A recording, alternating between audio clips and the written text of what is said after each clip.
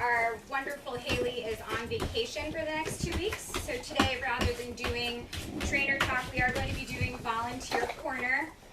My name is Alyssa. I've been a volunteer here for 2 years. I've been one of the volunteers that's been helping with the puppies.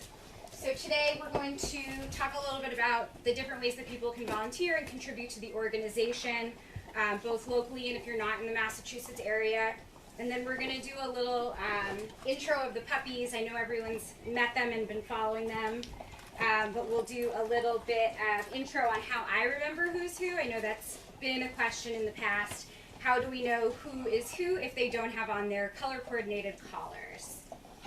Cindy's giving everyone a little treat so that you can hear me talk today, since everyone was being very vocal. So puppies are quiet today inside. It has been very rainy here, so unfortunately they haven't been able to play outside.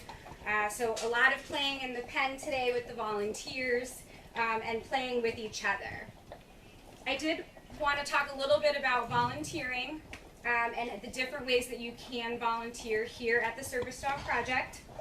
If you are interested in volunteering and seeing if it's something you'd like to do, we do have an open house every Sunday here at the farm. We take you on a tour, we show you the puppies, demonstrations on how things are done, and you'll be able to learn if this is something that you're interested in doing. If you are interested in volunteering, you can send us an email. It's the servicedogproject.schedule@gmail.com. Again, that's the servicedogproject.schedule@gmail.com, and that's if you're interested in becoming a regular volunteer. We do have a schedule with assigned shifts, so if there's a time that works for you, we'll see if there's an availability within that time slot. If you are interested in volunteering, but it's not something you can commit to regularly, no worries, we totally understand. Feel free to drop by the farm between 9 and 4, and that is when you can stop by and we can find something for you to do. There's lots of things to always do here: laundry, poop picking, cleaning up, so we definitely can use all the help that we can get. If you're not able to volunteer, maybe you're not local to the area, there are some different ways that you can contribute. We are currently in the process of starting a silent auction site, betterworld.com. We did launch it last week, and I know some of you have said there's been some technical difficulties with those. We are working through that, and we do plan to get those resolved and have that live. Once that Better World site is active, there will be silent auction items that people can bid on in an effort to raise money for the organization. We also are going to be doing a couple events locally in July. On July 27th, we're going to be at the Lynn Public Library from 1:30 to 2:30. That's 5 North Common Ave in Lynn, and that is going to be from 1:30 to 2:30. We are also going to be at the Belknap County Car Show. It's called the Mid-Sizzle Car Show, and that is going to be all day, 9 to 4, and that is 9 to 1, excuse me, and that is going to be at 174 Mile Hill Road in Belmont, New Hampshire. And so that's the 29th. That's the Belknap Car Show. So lots of different ways that folks can contribute. We also appreciate all the donations that we receive of items that the dogs do need. So we really appreciate everyone contributing in any way they can. There's no contribution too small, whether it's time or something for the organization. Everything is greatly appreciated. I did want to switch over to the puppies. I know that's what everyone wants to hear about today.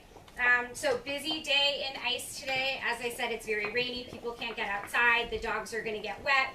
It's very muddy here, so they're going to be playing in this space today.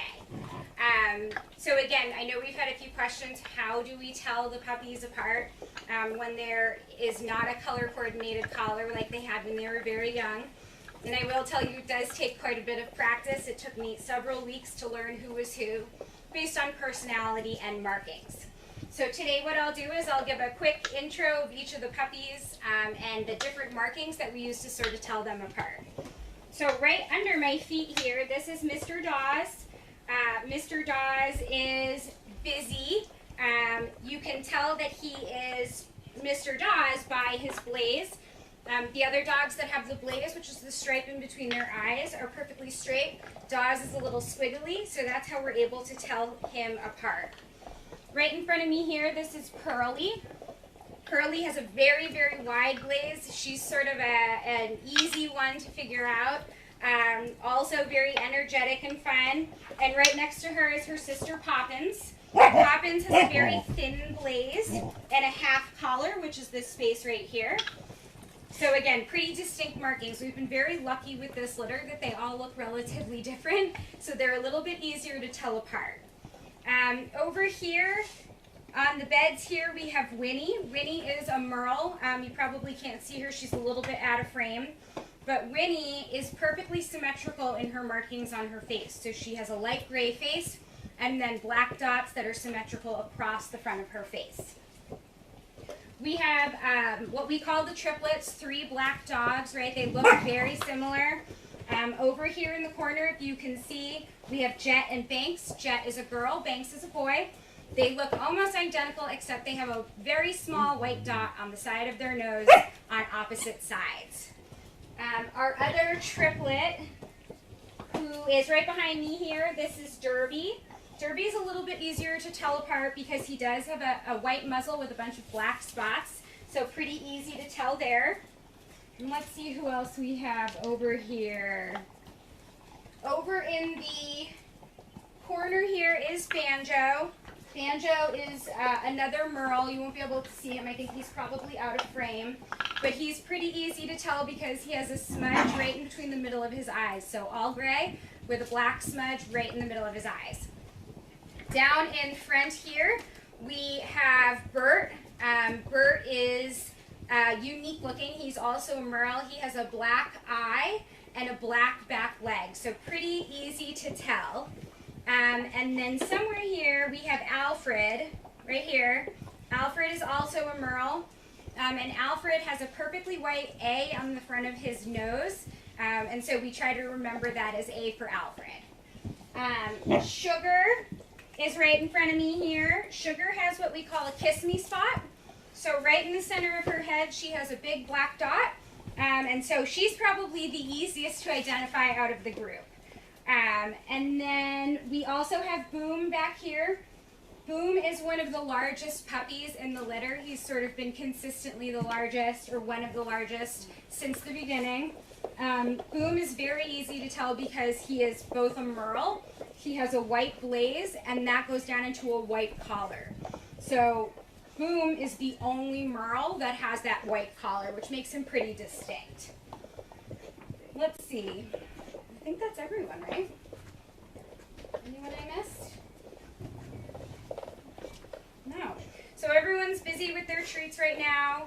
They do eat at noon, so they tend to be really rambunctious after they eat until about 2:30, and then they usually lay down and take a snooze, and then they're back up and really active as we approach dinner time. They are very aware of the sounds associated with eating. So we put the kibble in the bowl and we get lots of barking and jumping and excitement. And so we're now putting kibble in the bowls outside so that we can keep everyone calm. But they're doing great. They're busy. We're hoping for some good weather so that we can get outside and let them run around on Honeycomb Hill. They really do enjoy that. And that's what we'll be focusing on this week, is getting them outside, hopefully get rid of some of this energy and let them float around outside. You probably saw our video of puppies in the mud. If you haven't, it's on our Instagram and our Facebook. But it's an awesome video of the puppies sort of interacting with their first puddle, playing around, and it's really sweet. So next week during Trainer Talk, Lynn George will be here. She'll be talking a little bit about the goings-on of SDP as a whole, what's happening with some of the more mature dogs, and how they're doing. And we will have probably some more puppy updates as they continue to grow very quickly and learn new things. So thanks everyone for their time. Again, if you're interested in volunteering, you can find out information on our website.